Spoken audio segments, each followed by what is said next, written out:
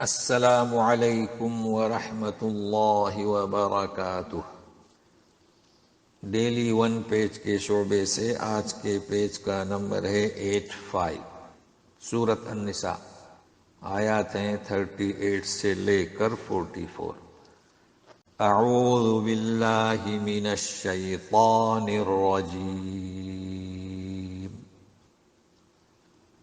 والذین ينفقون اموالهم رئاء الناس ولا يؤمنون باللہ ولا بالیوم الآخر ومن يكن الشیطان له قرینا فساء قرینا۔ وسطی صفحے میں بخل اللہ کے نزدیک ناپسندیدہ ہے، ایسا ذکر تھا۔ اب آج کی پہلی آیت میں جس طرح بخل ناپسندیدہ ہے، اسی طرح وہ خرچ تو کرتا ہے مگر لوگوں کے دکھاوے کے لیے، یہ بھی ناپسندیدہ ہے۔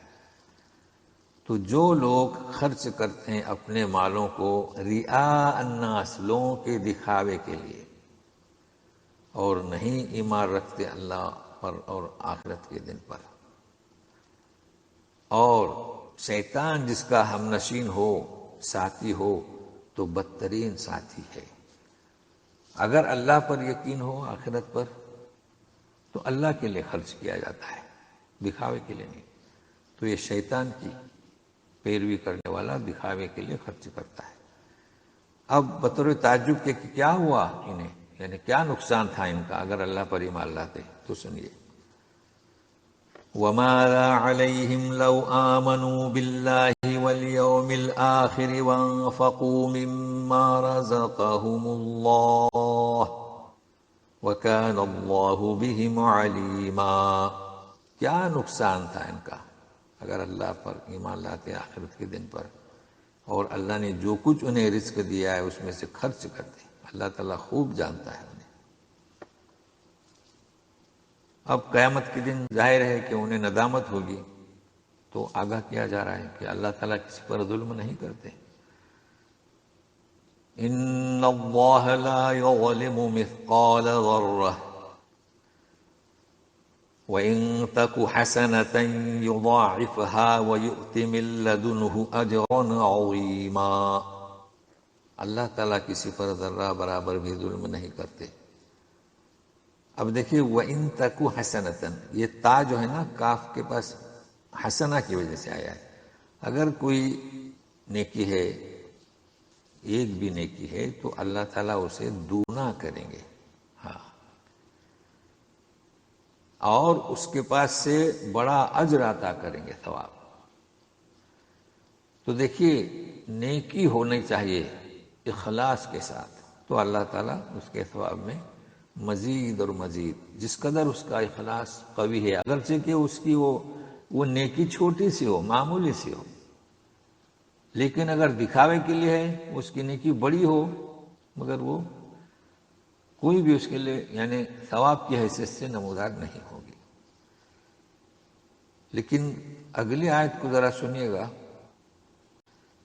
کہ شہادت کا ذکر ہے، اور امام بخاری نے بھی وہاں پر حدیث کو کوٹ کیا ہے، تو سنیے۔ فَكَيْفَ إِذَا جِئْنَا مِن كُلِّ أُمَّةٍ بِشَهِيدٍ وَجِئْنَا بِكَ عَلَى هَٰؤُلَاءِ شَهِيدًا۔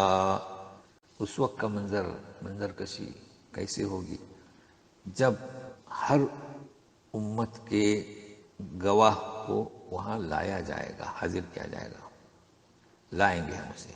مراد کیا؟ ہر امت کی طرف جو بھیجے گئے پیغمبر، انبیاء، رسول، اور اے رسول آپ کو ان پر گواہ لایا جائے گا، یعنی ہم لائیں گے۔ ہو تو کیا مطلب کہ انبیاء سے پوچھا جائے گا ہر امت کے کہ انہوں نے دعوت انہیں پہنچائی کہ نہیں، تو وہ تو بس کہیں گے کہ ہم نے تو دعوت پہنچا دی۔ رسول کو ان پر گواہ۔ اب ہمارے رسول جو آخری رسول ہیں، یہ کس بنیاد پر گواہی دیں گے؟ کلام پاک، کہ کلام پاک میں جو درج ہے گزشتہ نبیوں کی دعوت، تو یہ وہ آیت ہے جہاں امام بخاری نے حدیث کوٹ کی ہے کہ عبداللہ بن مسعود سے درخواست کی تھی کہ کچھ مجھے سنائیے، اور جب یہاں پہنچے تو آنکھیں نم ہو گئی اور کہا کہ بس اور بس۔ دیکھ لیجئے، امام مسلم میں ہے، مسند احمد میں ہے۔ يومئذ يود الذين كفروا وعصوا الرسول لو تسوى بهم الأرض ولا يكتمون الله حديثا۔ جس دن چاہیں گے کافر اور جنہوں نے رسول کی نافرمانی کی ہے کہ انہیں زمین کے ساتھ ہموار کر دیا جاتا، اور کوئی بھی بات اب اللہ سے نہیں چھپائیں گے وہ، کیونکہ حقیقت کا انکشاف ہوگا، ہر بات کا اعتراف کریں گے۔ مگر چاہیں گے کسی کی زمین جیسے ہموار کر دی گئی نا تو انہیں بھی اس میں ہموار کر دیا جاتا، ایسے نہیں ہو سکتا، وہاں تو حساب و کتاب۔ اب مومنین سے خطاب ہے، يا أيها الذين آمنوا لا تقربوا الصلاة وأنتم سكارى حتى تعلموا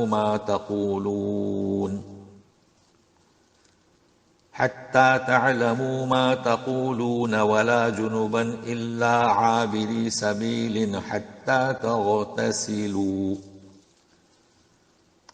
وَإِن كُنتُم مَّرْضَىٰ أَوْ عَلَىٰ سَفَرٍ أَوْ جَاءَ أَحَدٌ مِّنكُم مِّنَ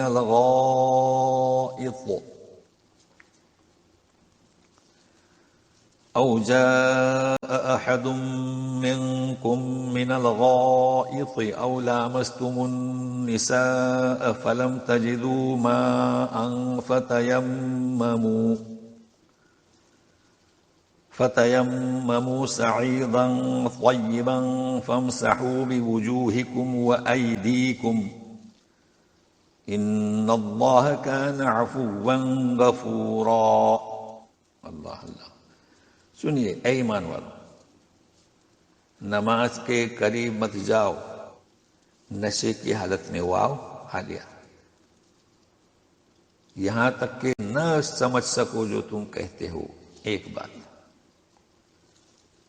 اور نہ جنابت کی حالت میں نماز کے قریب جاؤ، مگر یہ کہ راہ گزر ہو، یہاں تک کہ غسل نہ کر لو۔ مطلب شراب بندی جو ہے نا بتدریج ہوئی تھی، ابھی شراب کی حرمت کا حکم نہیں آیا تھا، تو منع کر دیا گیا کہ شراب پی کر نماز کے قریب نہ ہو جاؤ۔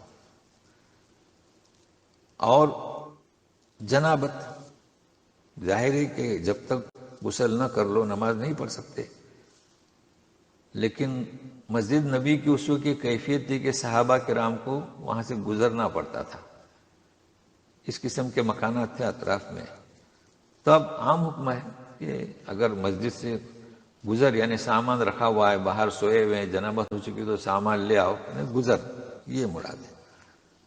اب دوسری چیز دیکھیے، اور اگر تم بیمار ہو یا سفر میں ہو یا تم میں سے کوئی رفع حاجت سے آیا ہو، دیکھو من الغائط، رفع حاجت سے، قضاء حاجت سے، اصل میں غائط کسے کہتے ہیں؟ پہلے جو ہے یہ مکانوں میں رفع حاجت کے لیے کوئی، جسے آج کل کہتے ہیں باتھ روم، نہیں ہوا کرتے تھے، تو لوگ صحرا میں یعنی کوئی ایسی جھاڑی اس کے آڑ میں، اور جگہ بھی ایسی جو بالکل ہموار نہ ہو، اونچ نیچ ہو، تو یہ جو آڑ ہے نا اسے غائط کہا جاتا ہے۔ اب اس غائط کو اسی کے لیے استعمال کیا جانے لگا، قضاء حاجت۔ تو سفر بیمار ہے، سفر میں ہے، یا قضاء حاجت سے آیا ہے، یا عورتوں سے مباشرت کر کے آیا ہے، پانی نہیں ہے، تو تیمم کرو پاک مٹی سے۔ اب اس کی تیمم کا طریقہ، فَامْسَحُوا بِوُجُوهِكُمْ، اپنے چہروں کو مسح کرو، تو ہاتھ تو مٹی پر مارنا پڑیں گے نا، تو مٹی پر ہاتھ ماریے، اپنے چہروں کو چہرے پر پھیریں، اور پھر ان دو ہاتھوں میں سے ایک ہتھیلی کو ادھر ایک ہتھیلی کو ادھر، یعنی دائیں ہتھیلی کو بائیں، بائیں ہتھیلی کو دائیں، یہ ہوا تیمم۔ اب اللہ تعالیٰ معاف کرنے والا اور بخشنے والا ہے، مطلب ہے کہ نماز پڑھیں، سفر میں ہیں، بیمار ہیں، جنابت کی حالت میں ہیں، نماز ترک نہ کریں، لیکن کیا ہے تیمم کریں، تو تیمم سے انسان کو قلبی سکون ہوتا ہے۔ تو کس قدر اہم ہے یہ نماز، جی نماز ادا کریں وقت پر، اور تیمم وہ طریقہ بھی ہم نے بتلا دیا جو احادیث میں ہے، آپ دیکھ لیں اس کی شرح میں جو مسلم میں امام مسلم نے کوٹ کی ہے۔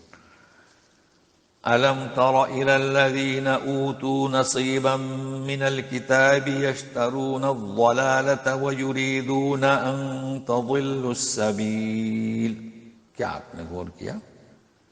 جنہیں کتاب کا ایک حصہ دیا گیا گمراہی خریدتے ہیں اور چاہتے ہیں کہ تم بھی راستے سے ہٹ جاؤ۔ اب یہ ایک حصہ یا حصہ کون، مطلب ہے کہ تورات اور جو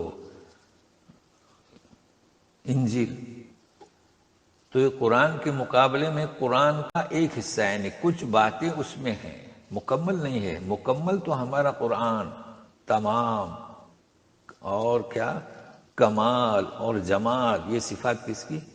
اس کلام پاک کی، جانتے ہیں اتممت علیکم نعمتی، تو یہ کہا جا رہا ہے۔ تو آج اتنا ہی، لیکن خاص کر آپ دیکھیے تیمم کے لیے آیت نوٹ کر لیں کہ طریقہ کیسے ہوتا ہے، تو آپ کو بڑی سہولت ہوگی۔ والسلام علیکم ورحمۃ اللہ وبرکاتہ۔